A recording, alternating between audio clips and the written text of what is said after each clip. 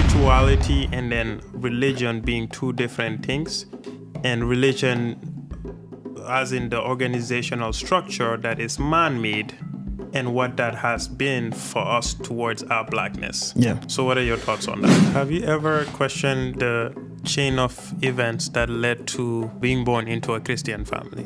Do you believe us being Africans, religion is one of the biggest detriments that hold us back in terms of our progression?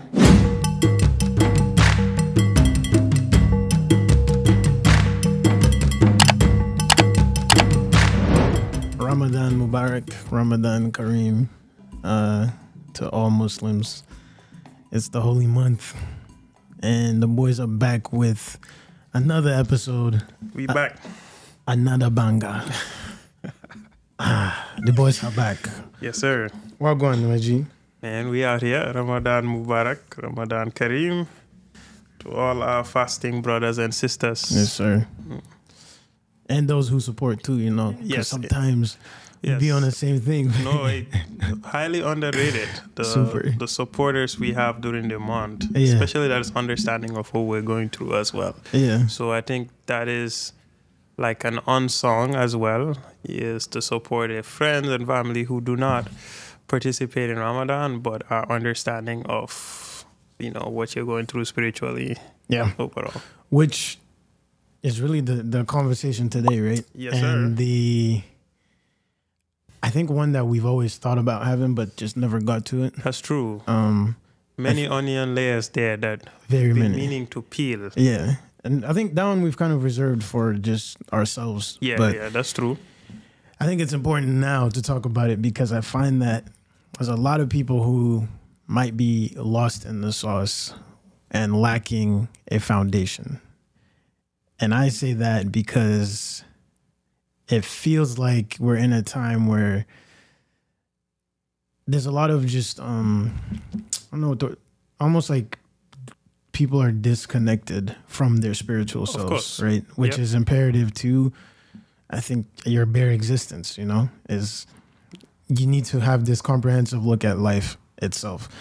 But what a perfect time to start this conversation with the holy month starting. Yeah, exactly.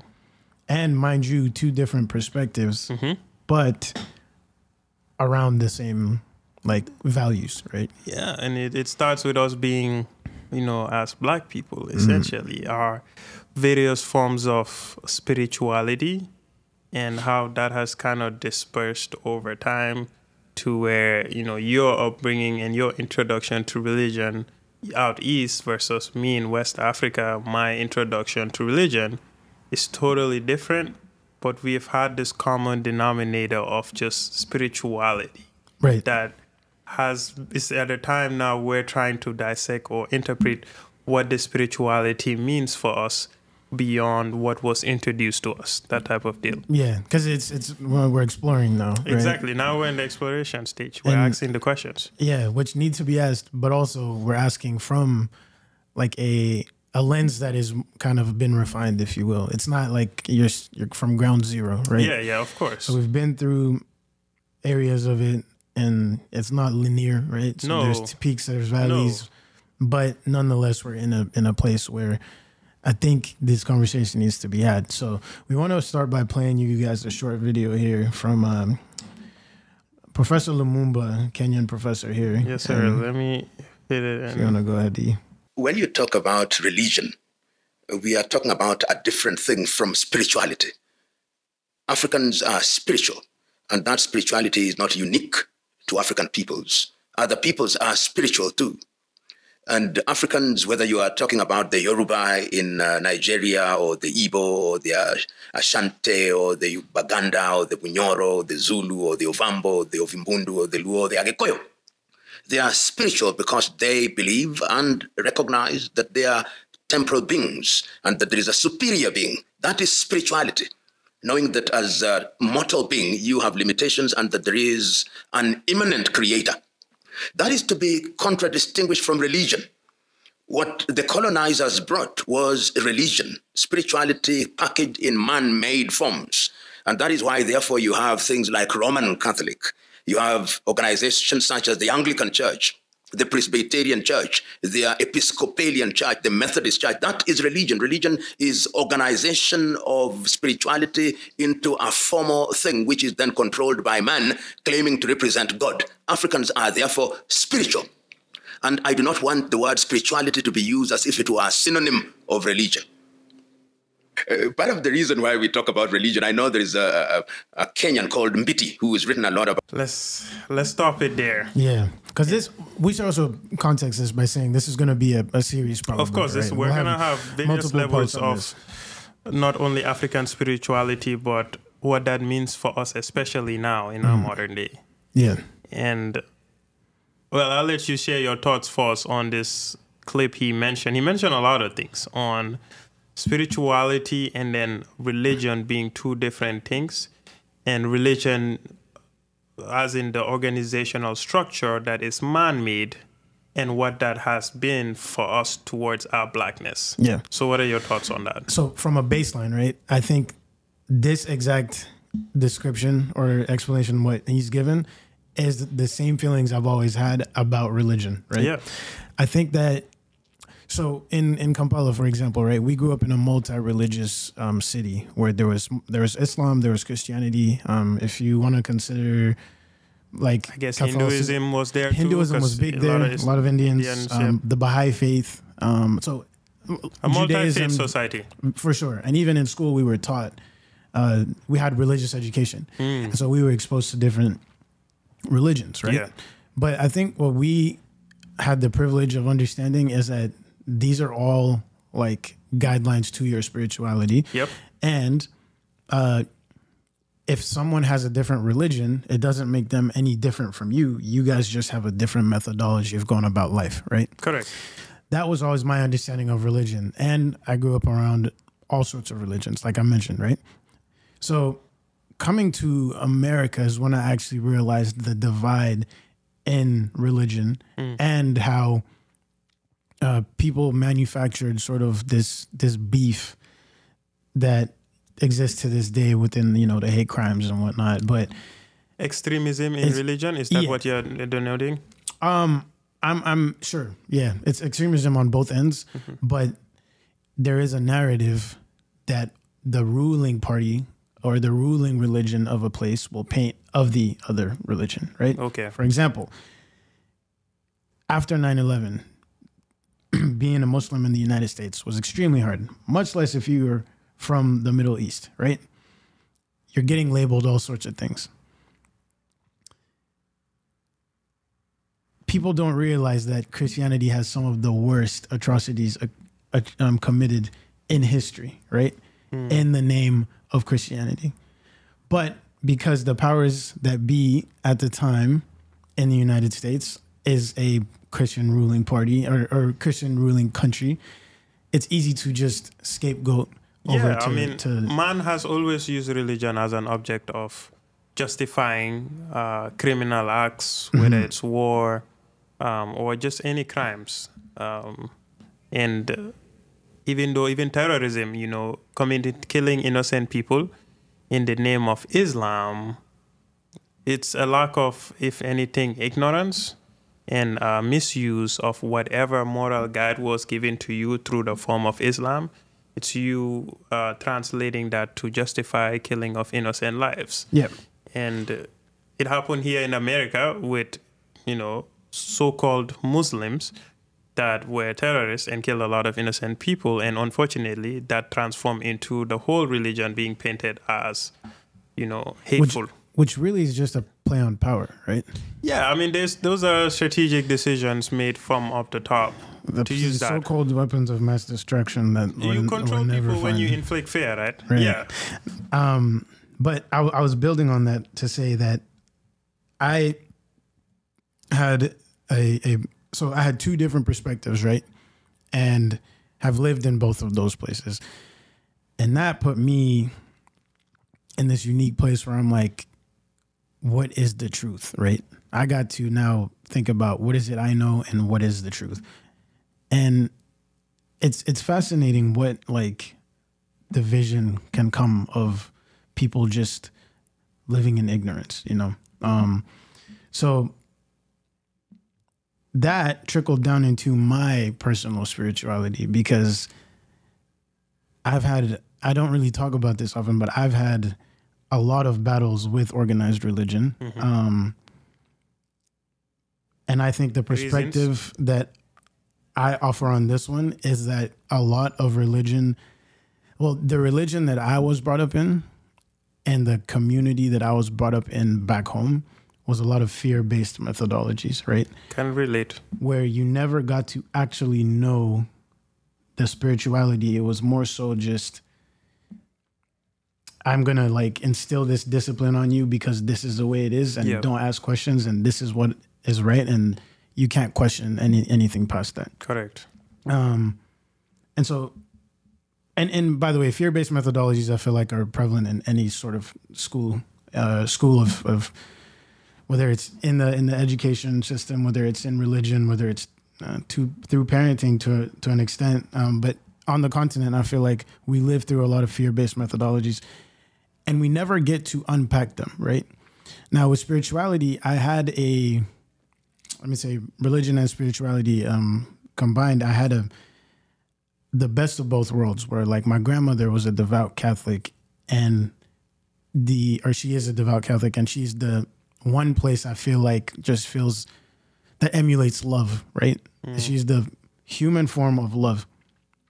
And so when we approached religion or spirituality with her, it was from a place of love, not from like the deacons at church who would beat the Bible into you. Not the middleman. You didn't use the middleman. Yeah, and I think because of her and, my dad also, just being gentle with your spirituality and with religion, I was able to get to a place where I was like, wait, this thing is inherently good, so it's for me, right? Let me just unpack it and understand why I never resonated with it the way I should have. And now these are the questions that are starting to get answered now, right? Because say in the Catholic Church, we were never really taught to read the Bible. Because the church was divine and you go through the church to get to heaven. So your journey was never really individual. It was about the church and the community. You do your history and you realize that, through human history, you've always needed a way to control people. And with the church being the most powerful entity way back when, where the Pope was next to God, you didn't question the church, right? True. And that is tradition. So from Roman Catholicism, now we get into present day where these traditions are carried through. But the actual form of Catholicism that should have been taught or should be adopted doesn't necessarily have all these fear-based methodologies and, just a fear of religion and spirituality. You're supposed to embrace it because spirituality is inherently good, right? Of course. And of course, there's bad elements of it that in any religion or any organized... They call it black magic. Black magic. Which is extremely problematic itself. Very. But you can't like take something good and have a bad way about teaching it. You can't, like, people are not going to receive that, So that put me in a place where I like to think I'm inquisitive, so I've asked all the questions, not all of them. I've asked a lot of questions, and I'm at a place now where I feel that this journey is for me, and it's extremely important as a person to have that in your bag, to be, to be spiritual and to connect with your inner spirituality, and however that fits for you, whether you're from Croatia, whether you're from Botswana, like whatever that looks like to you, it's important to the making of a man or a woman. Like you just, to me, cannot go without touching on that side of life. Have you ever questioned the chain of events that led to you being born into a Christian family? Yeah, and I've researched it. So what have you found out? Or what are your takeaways right now? Well, this might be problematic to say. On why Amadi from Uganda... You see, because we have our own, like, beliefs. Yes. Back when I go to the village, right? Right. Are those intertwined, or have those been kind of suppressed? A lot of them suppressed, some intertwined. Because I think that versions of Islam, versions of Christianity, versions of Judaism existed on the continent before they even came. Before they came. The version we know today is the version that was used to conquer us, right?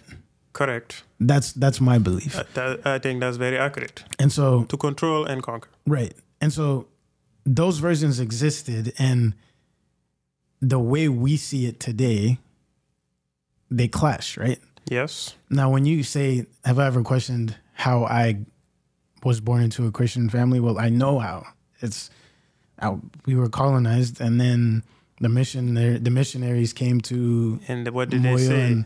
And say this is the word of God, believing, and whatever you believe is all wrong, right? And this should be cast out. You guys are piercing your skin, or whatever their things may have. You're in primitive. You're just primitive is what it was. But I think needs saving. Yeah. So I questioned it, but I've found an answer, and I think part of that is like undoing it now. Is like taking back part of that culture, because how am I from a long lineage of people, but all of them were evil people? That doesn't make sense. You see what I'm saying? Do you believe us being Africans, religion is one of the biggest detriments that hold us back in terms of our progression? I think people who abuse religion, yes, but some of the biggest issues holding back the continent. Because first of all, it's blasphemous what these people are doing, right? But you see those pastors, those witch doctors, in the village who are like, yeah, they're selling God. They're selling God. Selling hope. And it's easy to brainwash people to not see that this is a scam. It's blasphemy, is the word I like to use. And for sure, like, how are we resurrecting people? Like, you're playing with God now, So, I think us as Africans, if I had to name top 3 things that hold us back in terms of our mental decolonization and progression as people, I would put religion in top 3.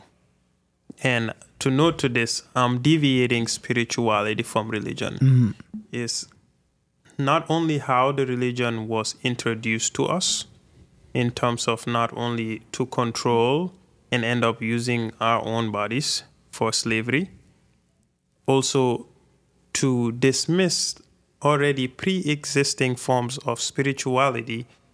And a lot of these actually believed in kind of monolithic one higher power.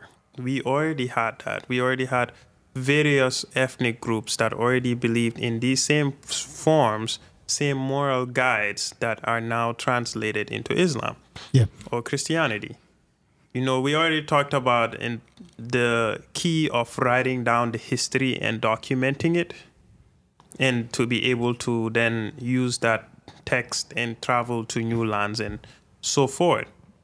That happened with Christianity, that happened with Islam, but that did not happen with our African forms of spirituality, our forms of faith and belief systems, because we believed in the mystic power of oral tradition. So I always look at it like, well, even if my studies of Islam and being born into the religion that is written in the text of Arabic, it's also a mere reflection of how that history was passed down in the medium in which it was being transferred, and how it was spread into different regions and came into Africa and all the way to West Africa, Gambia, Senegambia region. Multiple generations later, I'm born into Islam. And I'm being taught or given the moral foundation or a structure based out of a book and text written in Arabic. Yeah. So I am being told to memorize verses of a text in Arabic, a language that is foreign to me. I am being told stories that are trying to give me the guidelines and the foundation of morality and goodness, dating back to histories around the Middle East and Egypt region. And as a kid, it's hard for you to now translate that into spirituality. Mm-hmm. But I guess the blessing is it gives you a very strong foundation and moral compass. I think that's the most important thing, is that piece of it. Right? And it gives you that, right? And that's what I'm grateful for. That's why I still practice Islam, right? It's how it gave me, because whatever my ancestors believed in spirituality and how that was expressed, that got lost and got replaced with Islam. So my form of identifying with spirituality I only knew that was through practicing Islam. And that helped me and get to a point where, as an adult, consciousness and questioning, and now being able to see how can I really get in tune with my spirituality, knowing also, to what Professor Lumumba was saying here, that whether we admit it or not, religion has been a man-made structure that has been used, if anything, to control people who look like me and you the most. Yeah. And knowing in my society and in observing the way I was growing up in Gambia, and saw how we had way more mosques than, let's say, trade schools. We left a lot of our problems into hope and into religion versus any action. Mm. So it ended up becoming a mental kind of like chain or block for our people in believing that action and, believing in taking responsibility of what you want to achieve, that cannot be tied into either a Marabu man, cannot be mortgaged into the imam, cannot be mortgaged into the wise old man, cannot be mortgaged into thinking that's going to happen for you just because you believe in religion. Yeah, because ultimately there's the personal salvation side of it, right? Where it's like you have to take control of your own destiny. I don't know if you guys have a similar story, but in the Bible they talk about the master who gave his servants talents, right? And it's a story about how God blesses you, and then it's your job to continue to grow those blessings, right? Correct. The first guy, and please don't quote me on this story, but this is along the lines. The first guy is given a lot of talents, but he just sits on them and doesn't develop them. The second guy develops some of them. The second guy is given some talents,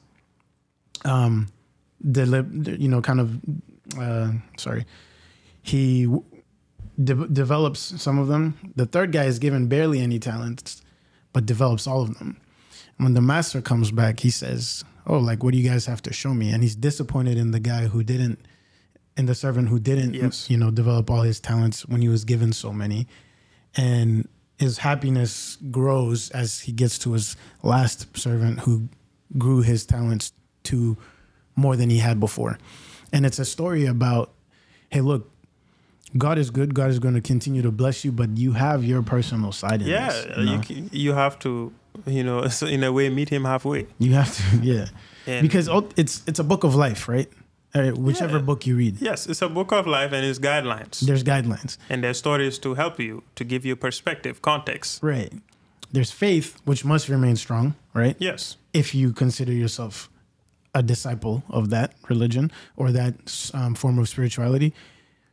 But there's the fact that you're also an earthly being, and you need to continue to develop said self, So it's critical. It's very critical. It's critical, and it has been a huge detriment to our people and in modern day forms. And it has, even like you are having your questions, I'm always constantly questioning, constantly refining my spirituality as well, in finding ways that I feel like directly feed my soul.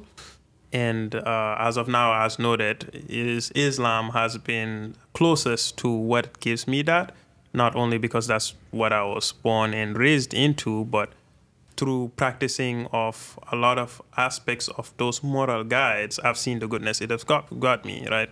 And in Ramadan, that's a huge example of it, right?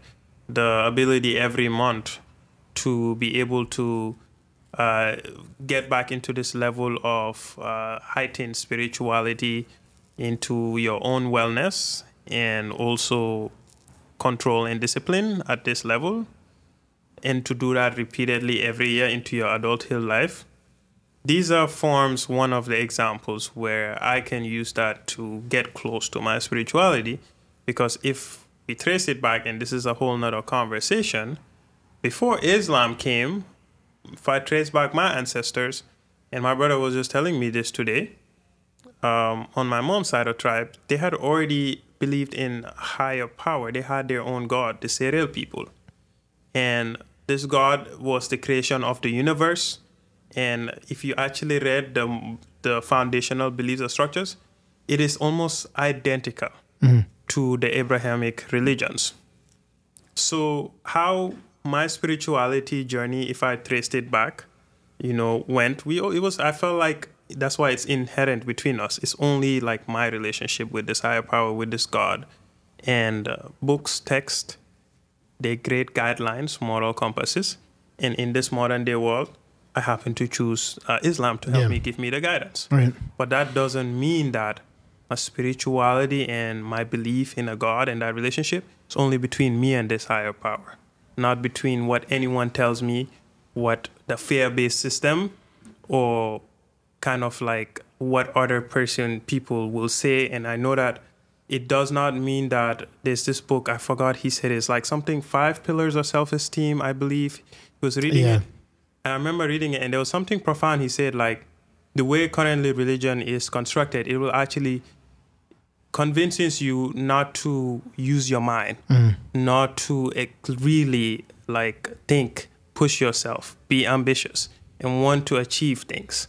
If the way the current structure is set up and how it's preached by man, it will make you do the opposite. Yeah, and good leadership is important in your spiritual journey. It's almost like, if you have a bad leader, right, you're already starting the race from the back. You're like P20 on the Formula One track. Exactly. If you have a good leader and somebody who offers good context and good guidelines and good history, especially, because you have to understand where you're coming from to know where you're going, gives you a great just starting point in your journey there. Last thing I want to touch on before we close out. What do you think are some of the biggest dangers associated with not exploring that spiritual side of yourself? As an African man, you stay in a colonized state of mind. You basically lack, in a way, the awakening sometimes needed to really liberate and free your mind. Where until then, you are continue to be down the same actions and lines that prevent us as a people from the prosperity we deserve and had before any forms of external translations of spirituality was brought to us. Okay. How about you? I think that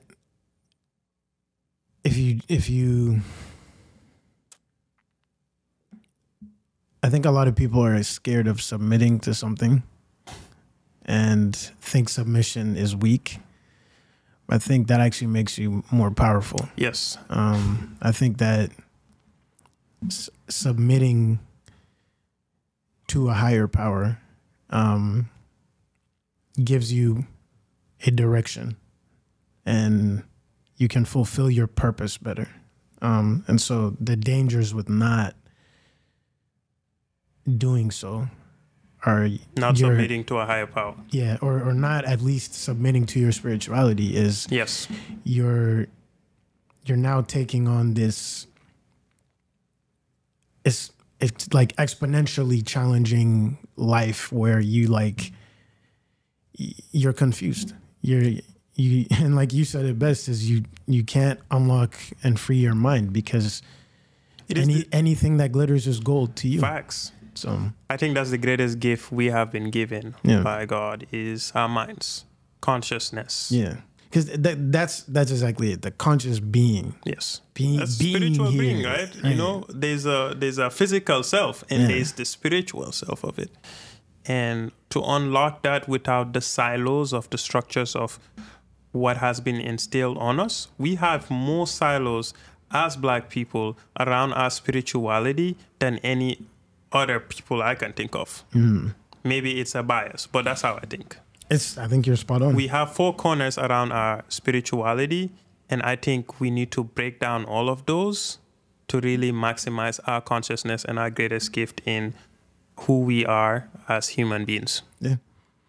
And we'll stop here Part because 1. it's part 1, and it's gonna at least provide a baseline for where we're gonna go with this conversation. But again, Ramadan Mubarak to all who are fasting, and Ramadan Kareem. You know, we pray your blessings or your prayers are accepted, and you know, continue fighting the good fight. We will continue this.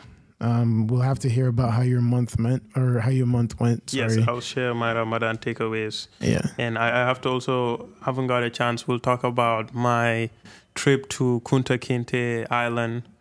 You know, Gambia and Senegal having been an epicenter of the Atlantic slave trade. That's a good one. And going to one of the islands or ports where a lot of our ancestors left and came to the U.S. And, you know, there was a whole spiritual experience there too. So I'll talk about that as well. And we'll build on more spiritual experiences. So thank you guys for tuning in. Blessings to you all. Blessings, and you know, stay dangerous.